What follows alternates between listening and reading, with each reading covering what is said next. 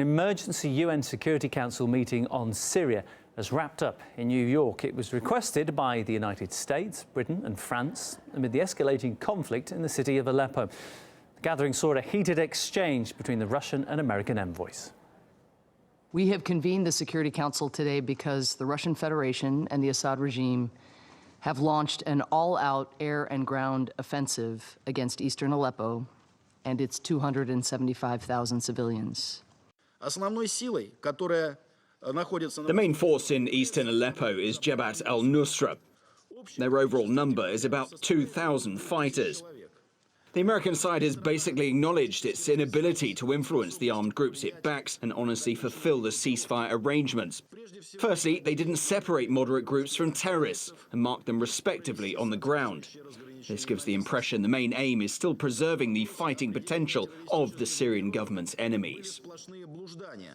RT's Emily Siu has more now on the latest emergency meeting at the Security Council and what it could mean for Syria.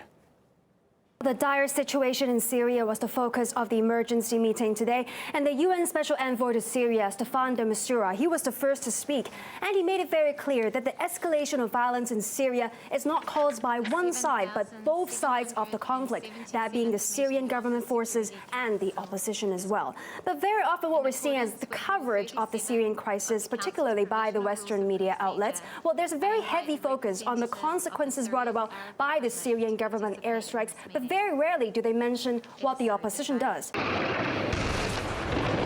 fury of Syria's military. They seem to be employing bombs which totally destroy some of these buildings. The Syrian government's all-out military offensive. Syrian regime forces once again began bombing Aleppo. Well, the Mistura during today's meeting, he did take some time to elaborate on some of the atrocities caused by the opposition forces. We have also seen reports of armed opposition groups firing Hellfire rockets. You know what they are? They are basically gas canisters full of clues and of stones and iron, which are thrown in a rather rudimentary way across the other side of the line and do kill civilians. On the 19th of September, the area close to the UN hub in western Aleppo was actually hit with 2 mortar shells coming from the opposition, killing 1 civilian. At one point, the Mistura also listed the estimated figures of fatalities and injuries in Aleppo, but he did admit that he cannot independently verify those figures. And this difficulty to grasp accurate information from the ground doesn't just apply to fatality figures, it also applies to materials and videos being released that claim to portray what's actually happening on the ground in Syria. On the part of the UN, the Mistura made it very clear that the negotiation to revive the cessation of hostilities must continue. My appeal to this council today is the following. Please, develop a common course of action to enforce a cessation of hostilities in Syria. I am still convinced that we can turn the course of events. While the US, UN and Russia are all trying to revive the cessation of hostilities, we're hearing from the opposition saying that it's meaningless to return to a negotiation process for any sort of truce. One came from this joint statement released by the armed groups that form the Free Syrian Army. The other came from the official coordinator of the opposition, who not only described as the strategy for a truce as useless, he also called for the US to come up with a plan B, even though nobody knows what this plan B is. With the opposition refusing to join any sort of peace negotiations, it is unclear whether a cessation of hostilities can ever be imposed in Syria. Let's discuss this now with former US diplomat Jim Jatras joins us on the line. Welcome, Jim. Now, during the meeting, the US ambassador exclusively blamed Russia and Syria for the collapse of the ceasefire, but the UN special envoy to the Syria conflict said both the government and the opposition had carried out heavy shelling. Do you think enough attention is being paid to the actions of the rebel forces here? No, of course not, because if enough attention were being paid to them, we would find that there really aren't any moderates. You have groups like Al-Zenki that cut the head off that Palestinian kid a few weeks ago and was accused of using chlorine gas. Al-Rasham, which is that other jihadist group that chased those Americans out of northern Syria that were embedded with the Turkish forces. The fact of the matter, there aren't any moderates to speak of. the reason they can't be separated out, as the American side keeps promising but never delivering, is that there simply aren't any moderates to separate out. So if you actually looked at the ideology and the activities of these groups, it would basically reveal what the charade is. What do you think of the Syrian government's decision to launch its latest offensive? I don't know what else they can do. Again and again, we've had supposedly a chance to come up with a ceasefire, a negotiation, a political settlement, and then what you get then from the U.S. side, the Obama administration, is Assad must go, and the Russians need to ground their air force, the Syrians need to ground their air force, and nothing that ever leads to anything. And then after the bombing of the Syrian position at Deir al-Zor and the recriminations over the attack on this humanitarian convoy, I don't see how you can put Humpty Dumpty back together again on the ceasefire. I don't know what else the Syrians can do but press ahead with their offensive on East Aleppo. Now, in terms of the bombing of the humanitarian convoy, Washington was quick to place the blame for that on Russia and Syria, but failed to provide any evidence. Moscow, though, has demanded an independent investigation of that incident. It would seem to be the sensible thing. Establish the facts, what happened. Do you think we'll see such an investigation?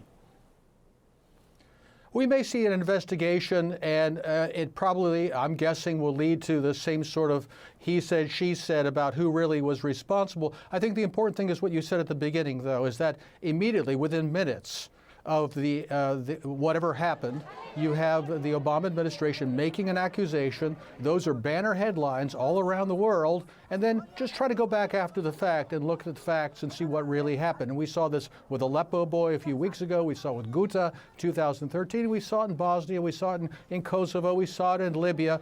It seems to be part of the modus operandi of spinning the media for political advantage without really worrying about what the facts are to start with. Now, the UN's calling for ceasefire negotiations to be resumed. The Syrian opposition, though, says it wants to go on to the so-called Plan B. The US-led coalition brought up this possible Plan B on Syria earlier this year. Let's just listen now to what was said. Assad himself is going to have to make some real decisions about the formation of a transitional governance process that's real. If there isn't, as you've read in the newspapers and are probably hearing, there are certainly Plan B options being considered. We believe that we should have moved to Plan B a long time ago. It was made very clear that Bashar al-Assad has two choices. Either he can be removed through a political process or he will be removed by force. So if you listen to what the Saudi foreign minister at the end there said, it sounds like Plan B involves violence. What do you think John Kerry meant by it? I think he meant essentially the same thing. Again, regime change is the bottom line for the Obama administration, just like it is for the Saudis, for the Turks, for the Gulf states. I assume it's because the Saudis are such big fans of democracy that they want to see somebody more representative of the Syrian people. Let's cut to the chase. The problem in Syria is you have an outside aggression by jihadist terrorist groups that are mostly not even Syrians, who want a regime change so they can put terrorist groups in power in Damascus. And unless Assad agrees to go, Assad must go, that's the Plan B. And frankly, it's been the Plan A for the Western powers all along. Now, if you think since December of last year, Moscow's been demanding that the US exert that influence that it clearly has on the opposition forces there, so the moderate ones can be kept away from al-Nusra and not get hit by airstrikes coming from Syria and Russia. Why has there been so little progress? Why is the US not using that influence? Because frankly, I don't think we have that much influence. This is part of the problem that the U.S. has had in repeated wars where we have supported Wahhabist terrorist groups, and we think we control them. We don't. Look what happened in Benghazi when some of the groups we helped overthrow Gaddafi then turned on us and killed some of us. We saw that in Bosnia and Kosovo again. We do not learn. Afghanistan, where did al-Qaeda come from in the first place? I don't think we have the kind of influence we pretend to have. It seems to me rather than influencing our so-called allies like the Saudis, they influence us. We act more like we're their clients than they're our clients. And then the third thing, of course, is who are the moderates? I'd like to know who the so-called moderates are that are supposed to be separated out. I don't think they exist.